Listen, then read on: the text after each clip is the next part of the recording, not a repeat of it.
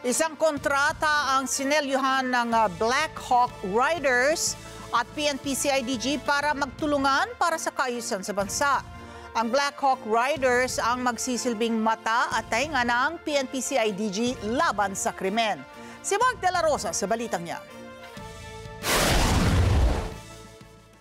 What we are expecting sa ating programang ito is ang ating mga force multipliers are the ones who will be giving us the information and the leads regarding sa mga emerging crimes or sa mga katatapos na crimes or sa mga nangyayaring crime or sa tingin nyo mangyayari pa lamang or kahit na yung mga matagal na meron tayong paraan pa, meron pang panahon para ito ay isolve. Yan ang pahayag ni PNP-CIDG Chief Nicolas Torre III kaugnay sa pag-arangkada ng partnership sa pagitan ng PNP-CIDG at Black Hawk Riders ng Black Hawk Society of the Philippines sa pagpapatibay ng seguridad sa mga komunidad, gayon din sa paglaban at pagpigil sa kriminalidad sa bansa.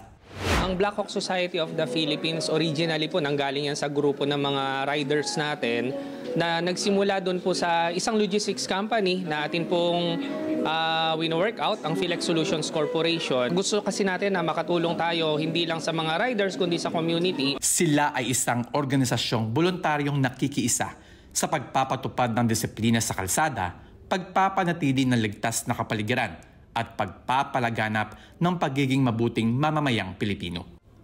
Bilang bahagi ng kanilang misyon, ang mga Black Hawk Rider ay magiging mahalagang katuwang ng Criminal Investigation and Detection Group para mapanatili ang kaayusan sa bayan.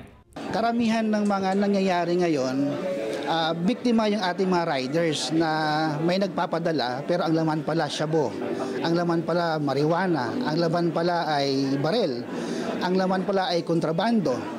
So para din maalagaan natin, magkaroon ng safety yung mga riders natin, naisip ng ating chairman together with the group na i-accredit ito sa CIDG para pag merong mga ganitong pangyayari, automatic i-report kaagad ng ating riders sa ating CIDG. Bukod dito, magiging bahagi rin ng misyon ng Black Hawk Riders ang mag-ulat ng mga issue at problema sa kalsada upang matulungan ang mga otoridad sa pagpapabuti ng kaligtasan sa mga lansangan. Yung ating riders kasi ang first hand na nakikita ng mga nangyayari sa daan. So mayroong banggaan, mayroong barilan, mayroong nasiraan. Part ng magiging responsibility ng ating riders is tuturuan din natin sila ng basic papaano ayusin pag mayroong mga nasiraan.